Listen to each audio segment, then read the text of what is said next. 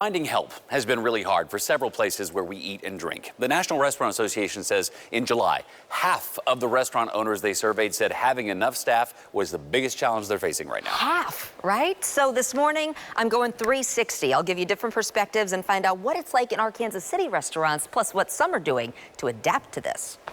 At Waldo Pizza, they may start with the flour for a perfect pie. About 300 to 400. But it's so much more than making dough. Even when you have all the right ingredients, any way you slice it, you need enough staff to serve it. It's just a continuing battle. Here, they're so low on staff, they decided to close on Tuesdays, and it's been that way since March. We'll go through about 100 applications and maybe get 4 people to work here.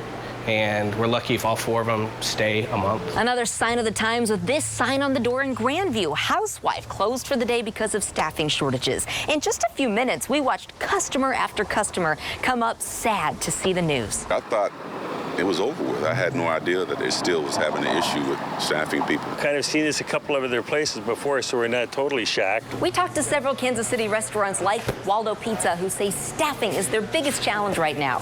We're going to talk to servers past and present, diners, the Greater Kansas City Restaurant Association, and a restaurant owner trying to make it work. Less table service, more quick delivery. Bill Teal with the Greater Kansas City Restaurant Association says those are just a few of the permanent changes we could see, while he says Kansas City area restaurants struggle to hire enough staff. Staffing is still the #1 issue.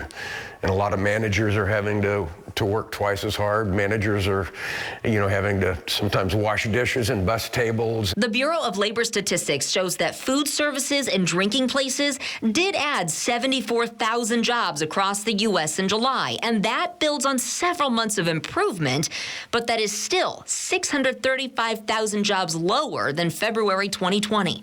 Their data shows leisure and hospitality has regained 7 million jobs since April 2020, but it's still down 1.2 million since February 2020, leaving more ground to make up than several other industries they track. I've heard kind of anecdotally that a lot of restaurant workers have moved into the construction business. So it's difficult and it's slow to get better. At Sayachi in Brookside, you'll find sushi delicately made by a skilled sushi chef who doesn't hand it to a food runner, but puts that sushi on a talking robot to deliver to diners.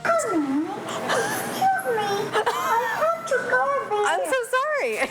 Owner Carlos Falcone admits it was an investment, but one he says is paying off in his staffing struggles. His biggest issue at Sayachi and his Jarocho restaurants. Take me back to, I guess, March of 2020. You have 3 restaurants open, and how many people are working for you at that point?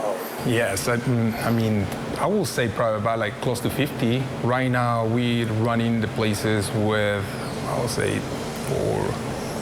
20 maybe at the most. Less than half. Yes, less than half. He has been able to hire just a few folks for his 3 restaurants in the weeks since we've talked, but still, to keep things running, he's been jumping in to serve or wash dishes. He cut back restaurant hours, closing certain days, and says he's trying to offer employees more balance. But a lot of people want to do a career out of this.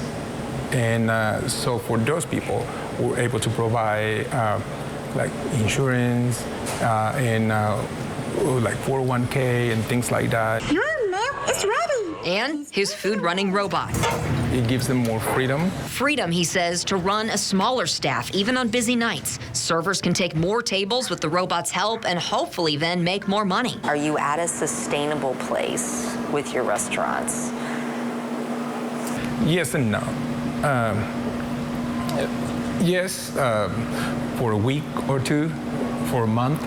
But after that, it's there's still the shifting. How's your spicy tuna today? One of his servers, Tyler Smith, just came back to restaurant work this year after leaving just a few months into the pandemic. Just anxiety, wanted to get away from it all. While he enjoys serving, he did love his 9 to 5 schedule, but for him, It came down to just money's better, serving and bartending. I'd be surprised in the next 5-10 years if I was still doing it. as far as working with the robot, he doesn't mind. It's filling a gap.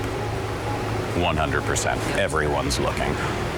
I don't know of a single place that's comfortable in their staffing right now. This teacher said she left her second job as a server a few months before the pandemic began. It was just taking a lot of time away from my kids. I was working late at night, and so I just decided not worth it anymore. I honestly, my husband and I have talked about this. We're like, where are these people going that are quitting? An associate professor at Park University told us our tight labor market makes stiff competition for employees.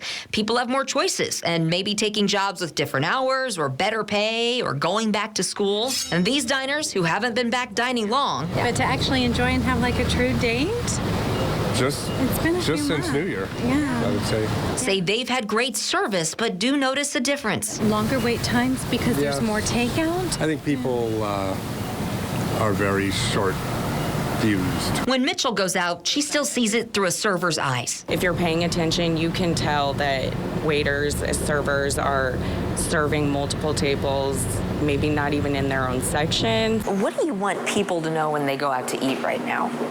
Anywhere. Just be kind. Yeah. Just be kind. It's been hard for a lot of folks out there. Waldo Pizza hopes to open on Tuesdays again this fall if they can get more people. Until then, they're having open interviews every Tuesday while they're closed. Do you have a thought about this story, a topic you'd like us to go 360 on?